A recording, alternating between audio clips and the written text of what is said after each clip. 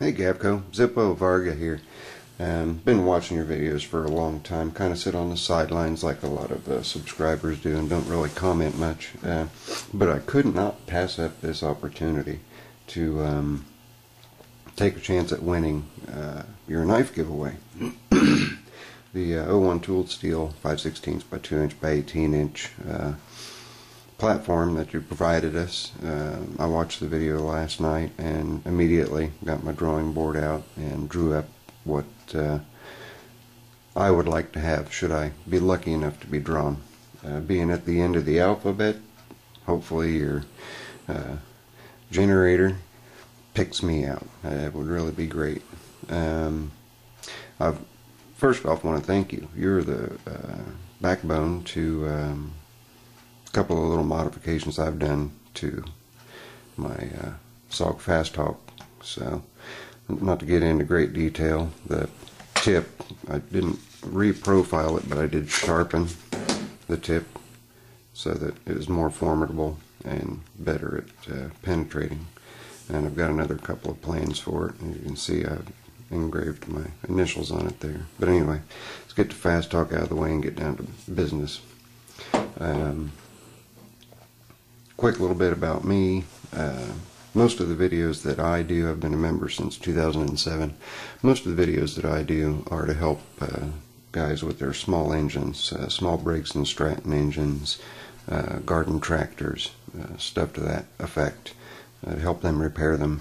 I've been doing it actively for a number of years, and I have a decent following, and the majority of my following are people who are into the tractors and garden tractors, but I'm also an avid knife collector and a gun collector, so this is right up my alley, and I really appreciate you doing this and giving someone the opportunity to win one of your knives. I have named my knife, my entry, Idonius. Idonius is a Latin word meaning capable, worthy, deserving, proper, and fitting. The profile that I picked is a reverse Tonto, a 2/3 flat grind with a blood groove, and then just three little accent holes here. 1, 2, 3. You can see this dark line here is a blood groove. I'll zoom in on this so you can get a better idea and a better picture of it. Very simple handle. I would like to have a pipe here so that I can make a leather lanyard. The reason is my purpose with this, I split wood in the wintertime for heating my house. I live on a 3-acre plat of property, and my house is 146 years old. It's a brick home. 3 little piggies. This is the last home that they went to, so the big bad wolf wouldn't get them. This house has definitely withstood the test of time. But when I do my kindling, I typically break out my camp axe, my Estwing camp axe. It'd be nice to have a knife of this design so that I can baton my kindling and better control the size of my kindling strips.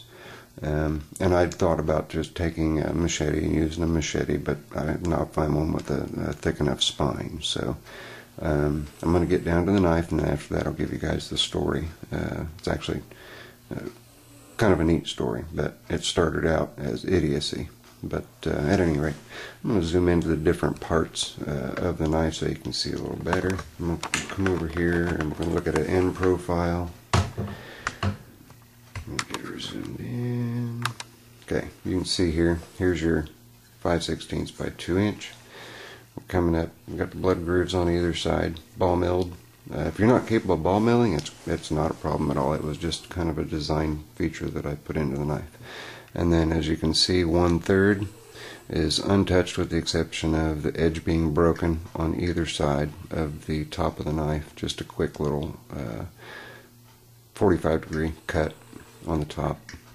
Then come down 1/3 of the way and then begin a complete flat grind, and then you can do your convex to get the final edge at the bottom. You're going to have these heat treated, and I'm sure the HRC is going to come in around 58 to 61, which would be perfect for batoning. I would just use a piece of ash on the spine here to knock down and baton and split my kindling. So there's the end profile of what it would look like. Now let's come over here and we'll zoom in. Now let's go back over here. We'll zoom in on the handle. The handle is really, really plain, as you can see. Get it in here. Very, very plain. Nothing spectacular. But I would like for it to be very strong. So my idea is if you would do a G10 liner, and then instead of a G10 outer scale, the carbon fiber just sounds awesome to me. If you have a bicolor carbon fiber, gray and black, or red and black, or blue and black, that would be cool. And have the G10 scale match that color. Just completely straight, and then no texturing on the scales at all. Then I would like a real decent sized lanyard hole with a pipe in it, like you see here, so that I can put a leather lanyard through and hang it on the wall next to my camp axe and my hatchet and so forth. And we see here we've got just 3, and these can either just be quick countersunk on either side, or you can go completely through, but we've got the 3 holes there. Then you can see our profile, and of course the dark area here is the blood groove. And if you don't have ball mill capabilities, that's fine, don't worry about it. It's just a thought that I had. And you can see that I've come down 1/3 and then begun the full flat grind. Okay, I'm going to come on over, and there you can read the definition of the name that I picked for the knife, Idonius. And come all the way to the end, and we've got a reverse Tonto. The reason I want to go with this type is as I'm splitting my kindling and whatnot, I would not fear chipping the point just by sticking it into a piece of wood until I've collected other pieces to split the kindling. That way I can keep it where I want it and not have to lay it down or set it down. I want to keep it as pristine as possible should I happen to win. So there you have my idea of what a 18-inch long, and I did use the full length, completely full length, and the entire back of the spine is flat all the way down the line. Where I put the junction, or I don't know what the proper terminology would be here, but